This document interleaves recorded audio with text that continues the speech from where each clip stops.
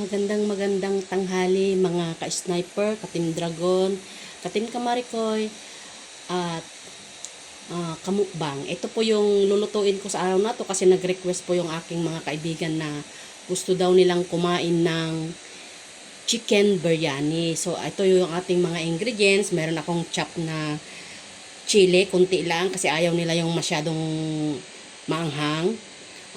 Grind ginger, grind garlic, tsaka yung mga natin dito, mga ingredients natin para sa curry. Mayroon na rin akong powder dito na napaghalo-halo ko na, chop onion, chop coriander, at tsaka chop na mint. Ayan. Mayroon din ako ditong yung balat ng manok. Tinanggal ko yung balat ng manok. Mayroon din akong hiniwang chop din na patatas at carrots. Ano lang to? Para pampadami lang. Mayroon din ako ditong basmati rice. Ayan, basmati rice. Yung ating basmati rice. Ayan. At ito na po yung manok na dalawang buong manok. Ayan, minarinate ko na ito sa ang tawag nito yung yogurt or curd na tinatawag. At konting yellow powder at saka asin o salt. Ayan, dahil na marinate na po ito ng ilang oras, pwede na natin itong igisa. Ayan po. Ito na po yung ating kawali. Ayan. Dahil andyan na yung kawali natin, painitin lang natin yung kawali. Ayan, sentro natin muna yung kalawa. Ayan. Painitin natin yung kawali. Ayan. Mainit na yung kawali natin. Maglagay na tayo ng mantika.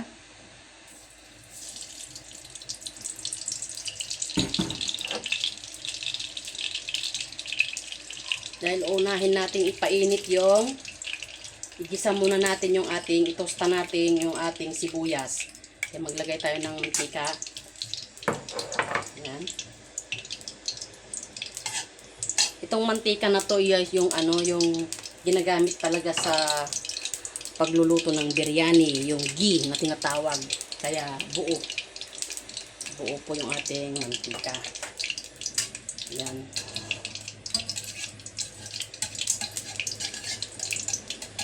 Yan. Tunawin lang natin yung ating mantika. Then maglalagay tayo ng sibuyas.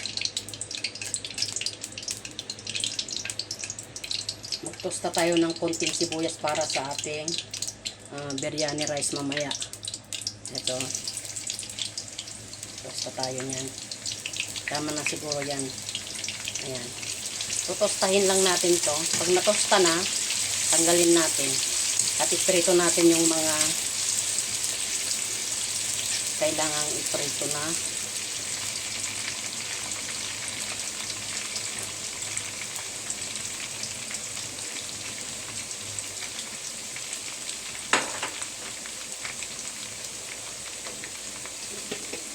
Ayan, habang hinihintay natin matosta yung ating sibuyas.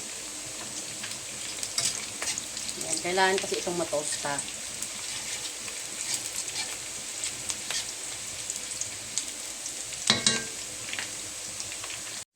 Ayan po, pwede na po itong tanggalin kasi tosta na yung sibuyas. Pwede na to. Para hindi naman sa gaanong masunog. Ayan. Bawasan natin yung ayan, dahil tosta na, tanggalin natin. At ipa-fry naman natin yung patatas. Ayan. Try naman natin ito, prito yung mga patatas natin. Ayan, ilagay natin lahat. Kasi kasya naman siya. So, ilagay natin lahat dito. Yung ating patatas at carrots. Ayan. Utostahin din natin ito. Prituhin natin na yan.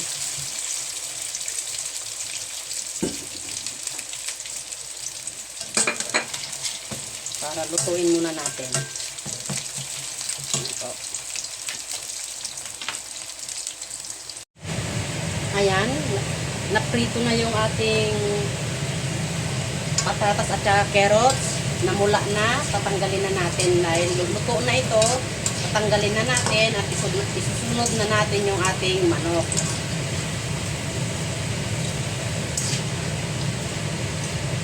Sa pagluluto ko ng biryani, marami pong proseso, hindi madali. Kailangan mag-google ka ng oras mo sa pagluto ng biryani. Ayan. Kasi maraming timpla, maraming ingredients na kailangan nating i-prepare.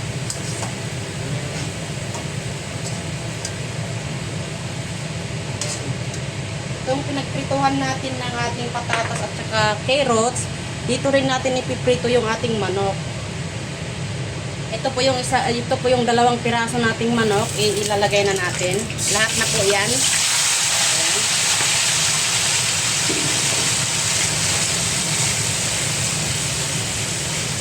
Kailangan na lutuin muna natin ang ating manok. Ayan. Ayan po. Tatakpan natin yung manok hanggang maluto, maprito, tsaka naman natin tanggalin. Balikan ko kayo mamaya. Ayan, naprito na natin yung ating manok na mula-mula na, tatanggalin na natin yan. Ayan, okay na yung ating manok. Dahil namumula na, tanggalin na natin. At lulutuin na natin yung mga ingredients.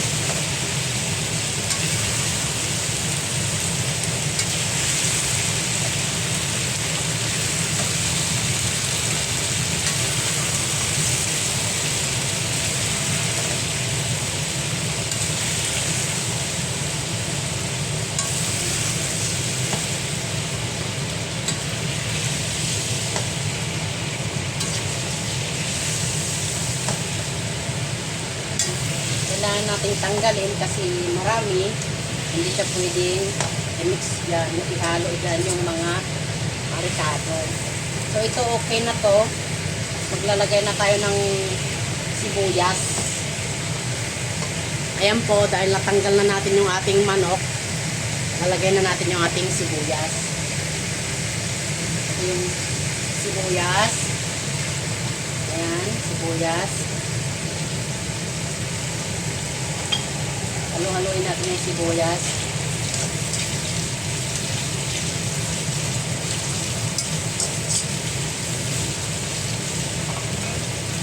Lagay na rin natin yung bawang. Ito po yung bawang. Luya. Ayan po.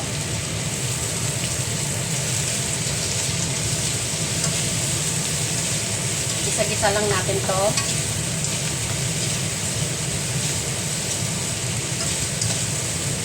Pag nagisa-gisa natin, ilagay natin sa gitna yung ating mga tinatawag na ingredients para sa ating biryani. Ayan. Luluin natin dahil naamoy ko na yung amoy ng sibuyas at saka na naluluto na siya. So, ilalagay naman natin yung ating kamatis. Ayan po, kamatis at saka sili. Ayan, kamatis at saka sili. Ayan po. Nalagay na natin, mix natin.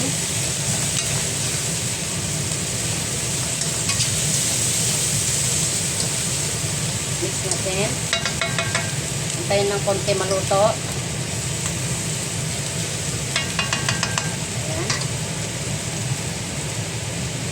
Takpan natin ng bahagya. Ayan. I-check natin. Ayan.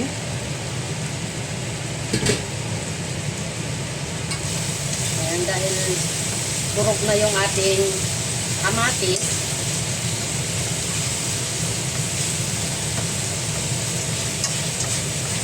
Ayan po.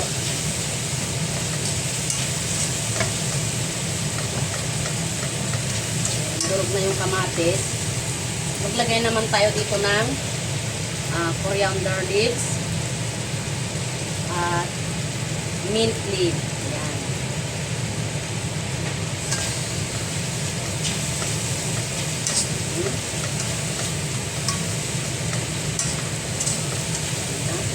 Mix lang natin, halo.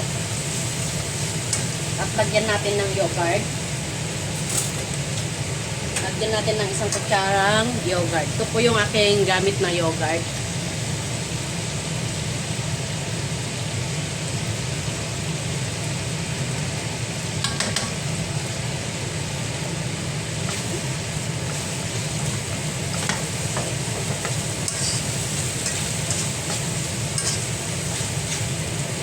Mix lang natin, i-mix yung yogurt, i-mix natin.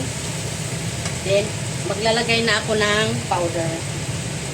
Ito yung powder ng turmeric at saka 1, 2, 3. Yan, tama na yan. Yung ating powder para sa curry. I-mix lang natin. Pag na-mix natin na ganito, takpan natin.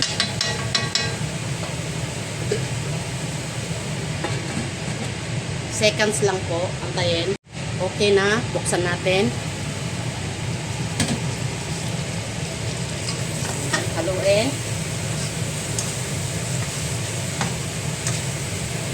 At lagyan natin ng konting tubig. Yung sabaw ng manok to, ayan. Sabaw ng manok kanina.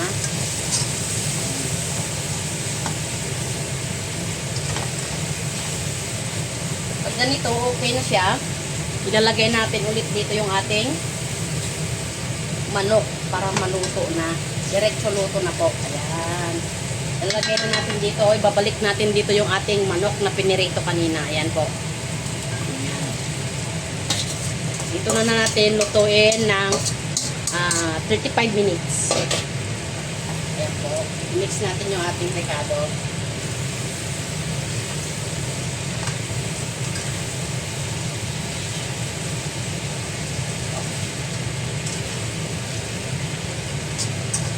Ayan po, dahil na-mix na natin, takpan na natin.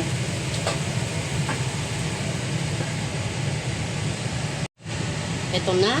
Naluto na yung ating curry na gagamitin natin sa biryani. Buksan natin. Ayan. Tignan nyo naman po. Mamanti-mantika na.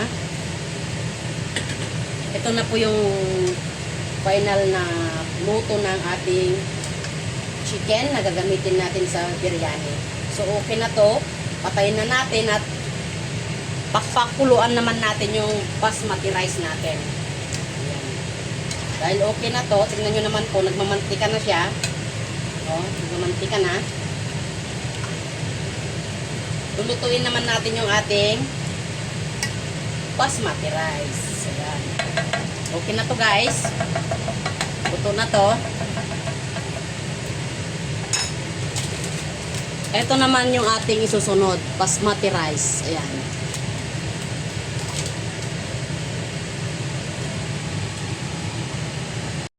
Ito na mga kamukbang, mga ka-sniper, kamarikoy, ka-team dragon yung niluto kong chicken biryani na may pritong talong at saka patatas. Ayan. Mayroon din ako ditong konting munggo. Ayan.